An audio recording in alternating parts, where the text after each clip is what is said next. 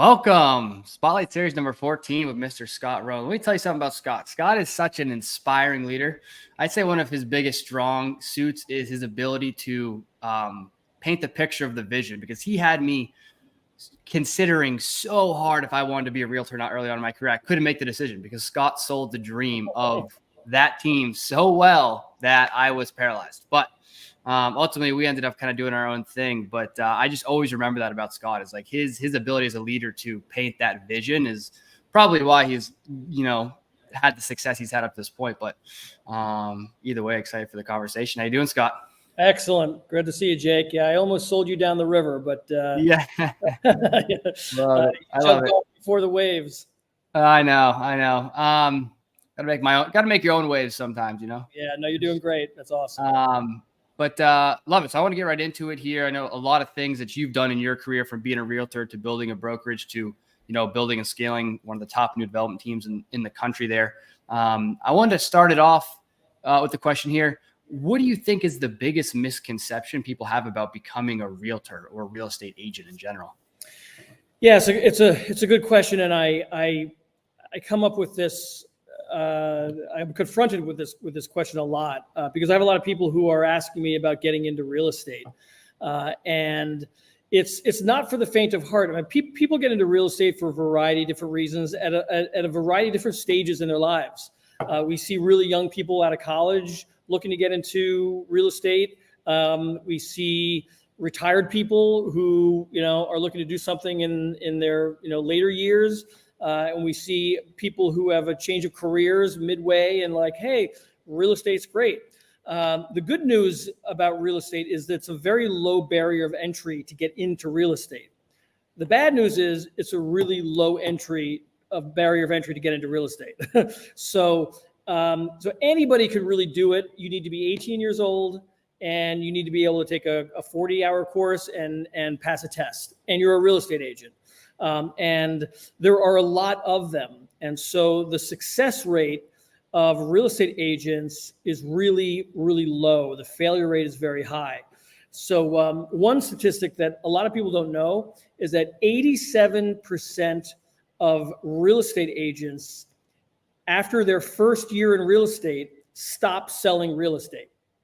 So Jake, if I said, hey, we were talking a few years ago and I'm like, hey, I have this really cool profession, it's real estate, but there's an 87% chance after the year, you're not going to be doing it anymore because you won't be able to sell anything and make a living. You'd say, well, I don't want to do that. Now, who would go into a profession where there's an 87% failure rate after the first year?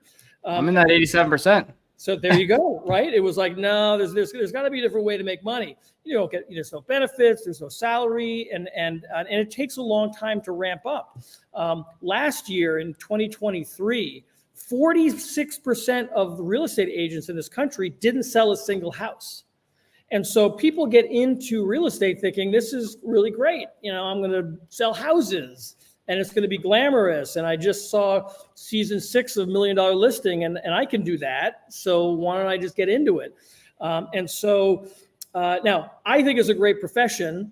I'm not slamming the profession of real estate, but I have my team and I have found a way after many years of experimentation of how to onboard and support real estate agents so they have an acceleration to success much, much quicker than if a real estate agent just got in, hung their license at a brokerage and just started from scratch trying to break in. There's over 6,000 real estate agents in the state of New Hampshire.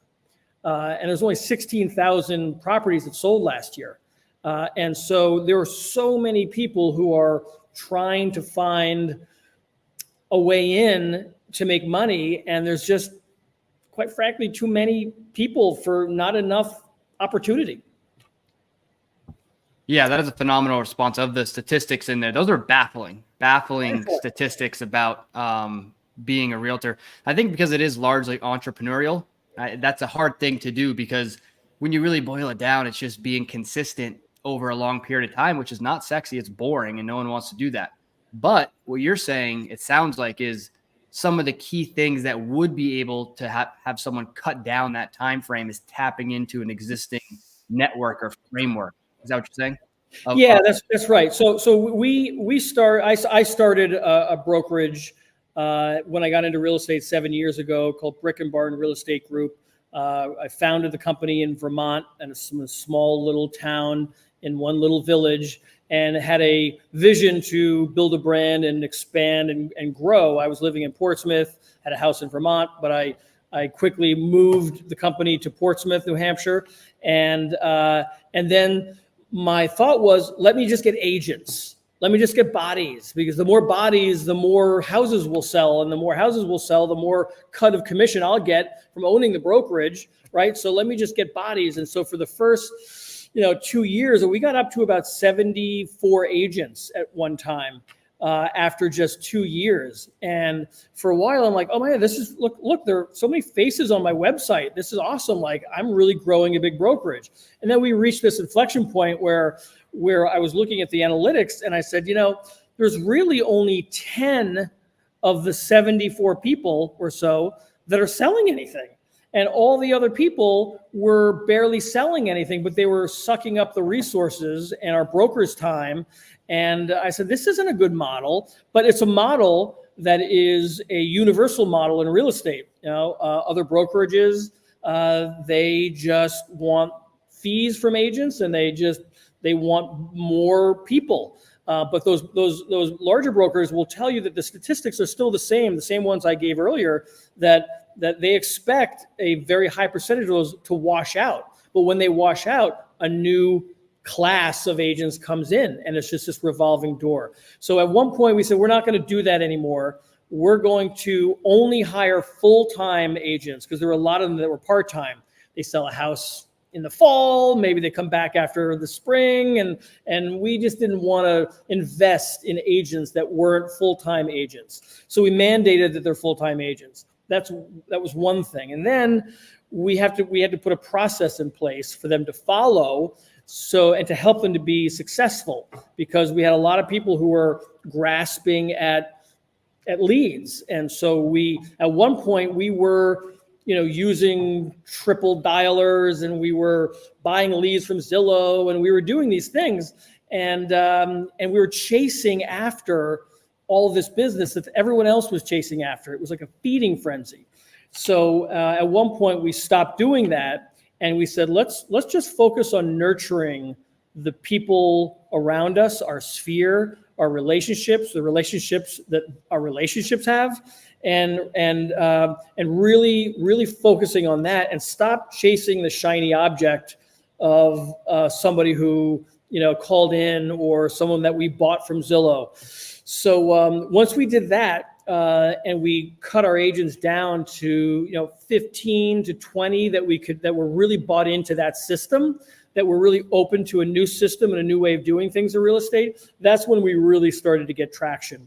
At that point, we were still independent, but I struck up a conversation with Compass Real Estate.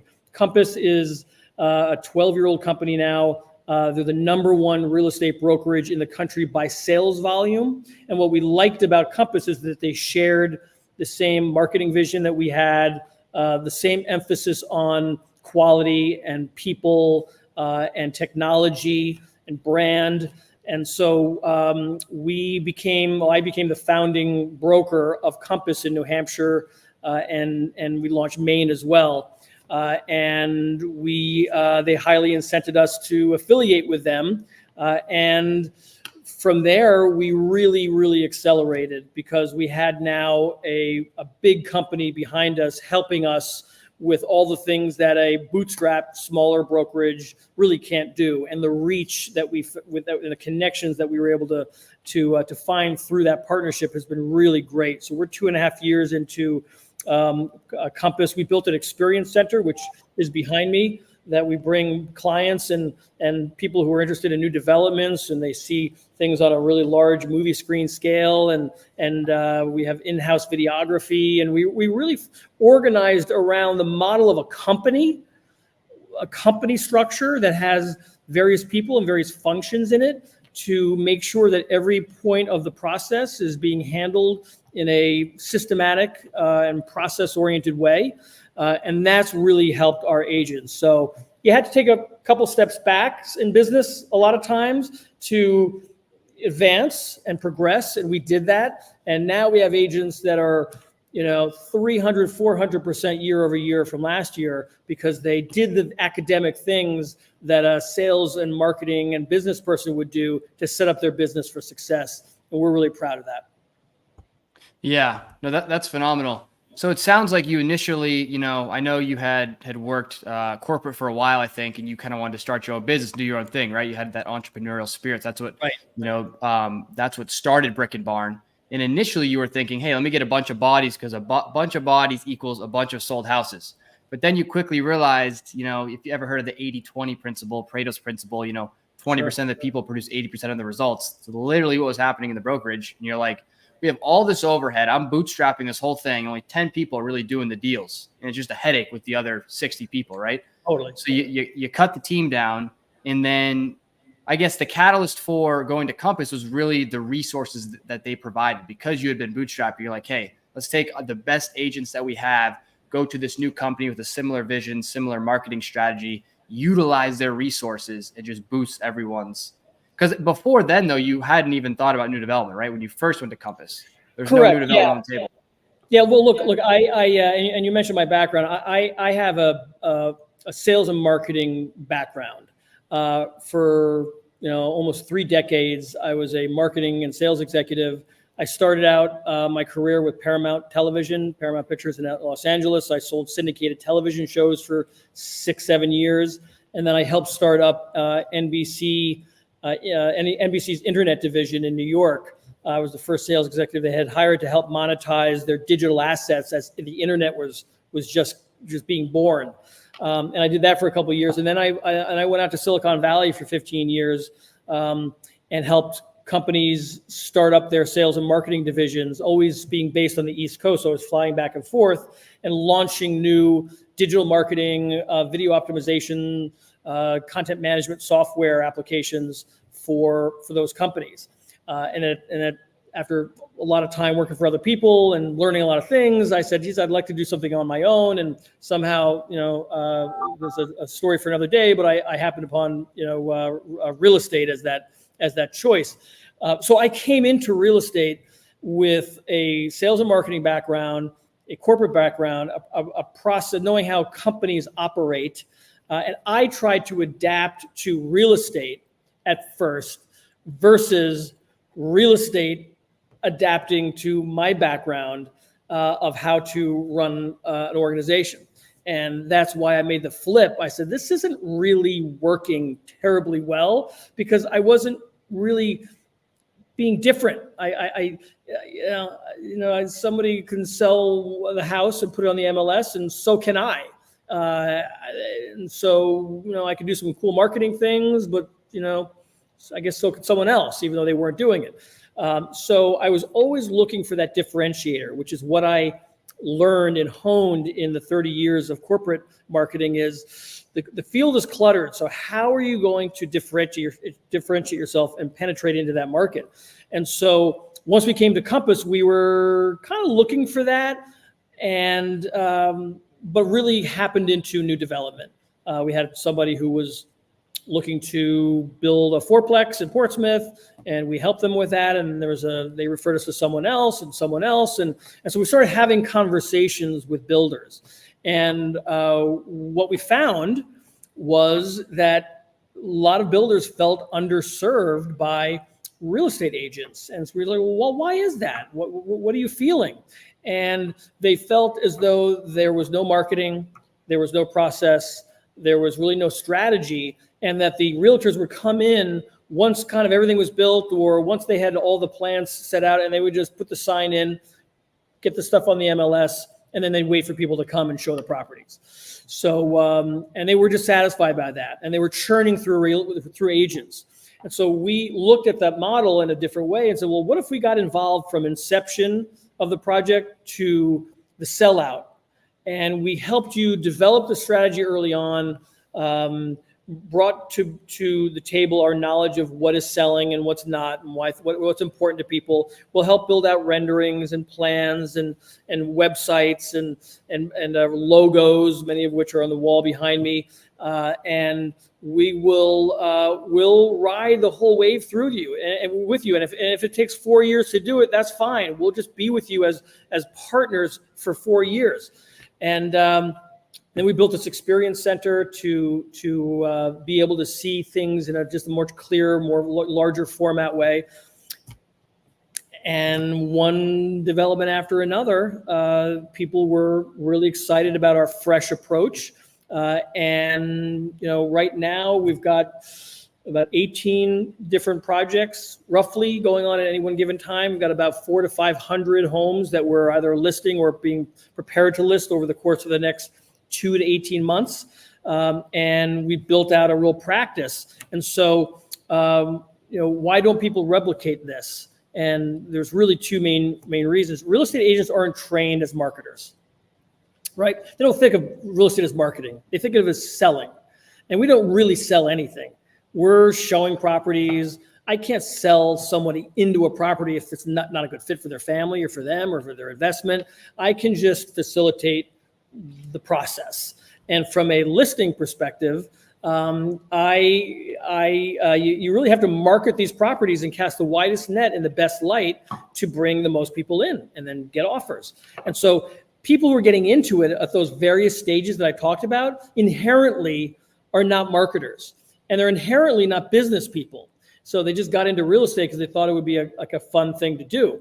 And so there's a skill set that lacks. I don't say anything negative about real estate agents because of it. It's just that they're just not trained to do that. And then they're also, what they are trained to do is just put stuff up in the MLS. And they also, real estate agents don't really have a lot of money that they spend on their real estate business, right? So, and it's very transactional. So you get a commission check and you keep it. And then you just you hope for the next deal. And then so there's not a real concerted effort, thoughtful effort to put a portion of that money into their own real estate business. Some do. I'm not putting a complete generalization on it, but the majority of them don't. And so when they have to actually shell out money for a logo or a sign or a rendering or an advertisement or a video, they're not quite very loose about doing it because it costs them money. And the brokerages that they affiliate with don't give them money to do that. So that leaves these new developments that require money unless the developer is paying for it, and some do, some don't. It leaves them out in the cold with no marketing. And that's one of the reasons that they were so frustrated, and that there was a gap that we ultimately filled. And so the ability for me to come in and say, hey, look, our brokerage is at a stage where we need to grow, and the only way to grow is to partner. And a lot of broker owners are still very, they still hold on really tightly to their independence. And we kept our independence, but we're savvy to pick the right partner in Compass to allow us to grow, to facilitate the growth versus hindering us and putting us in a different box. And that's one of the reasons Compass was such a great pick for us. Yeah, that I couldn't agree more with all that. So there's a couple important business concepts. I think your business background from Paramount in those 30 years really allowed you to view the entire the retail real estate industry, right? The realtor side of things in a completely different lens than anyone else did. You're looking at it like a business, not as like a job. So you're able to identify the different aspects of that, marketing and sales and all these things, and ultimately identify that gap in the new development space that you were able to just absolutely, hammer and really exploit it with your experience. But a couple key business concepts, I think, is one, that big is not always better. If you are going to try to grow a brokerage, it's going to do you much better to really focus on recruiting and getting the best talent and running a small team that does a lot of volume versus just trying to get a bunch of heads, right?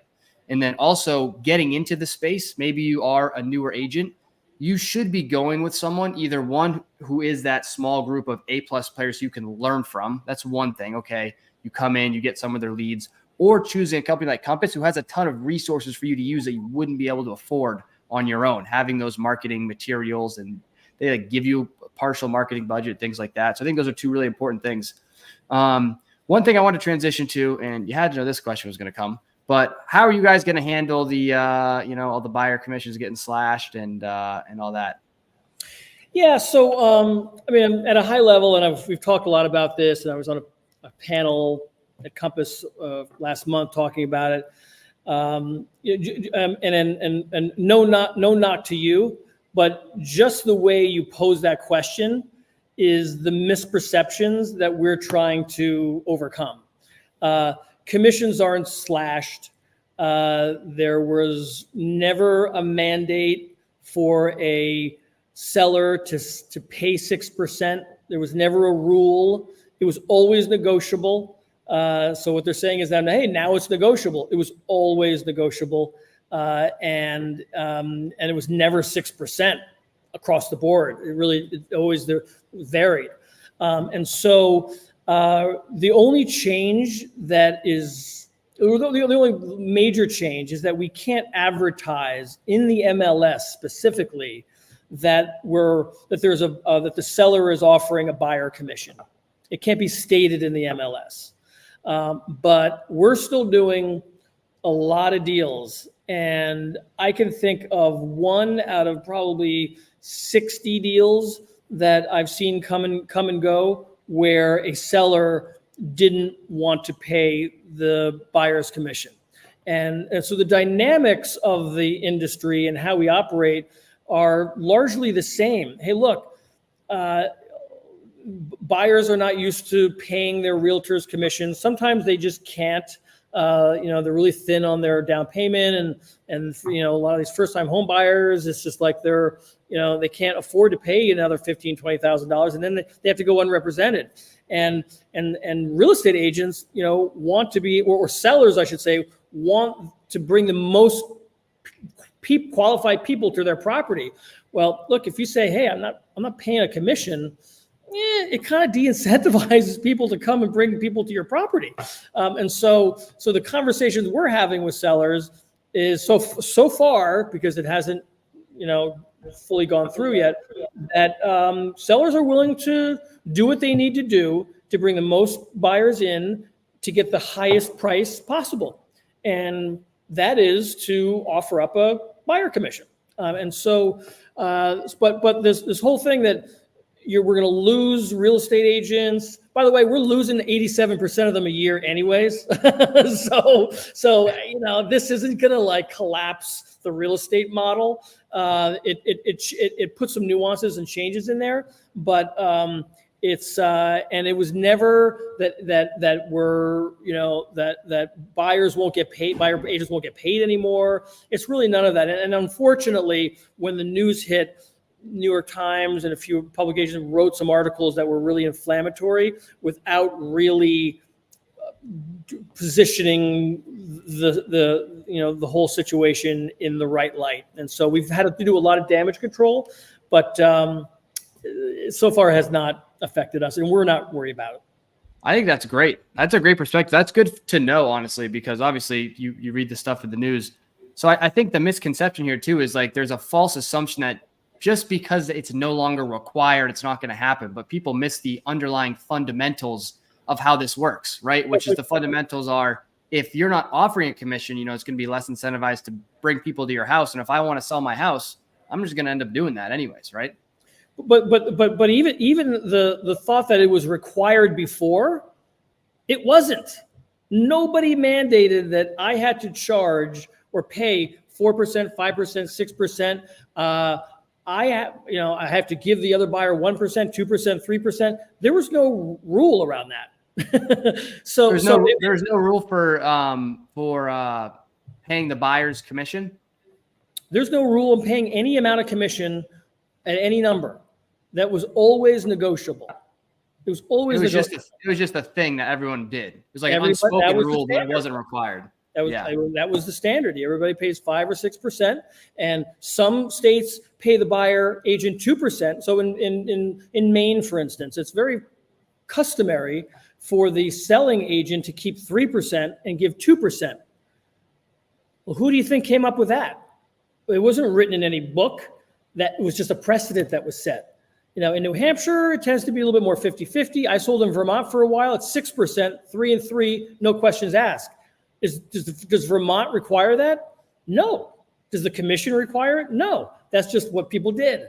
So there was never this requirement like, oh, now they're not required to do it. It never was a requirement. It was always flexible. And so that's what we're trying to say is it's still flexible.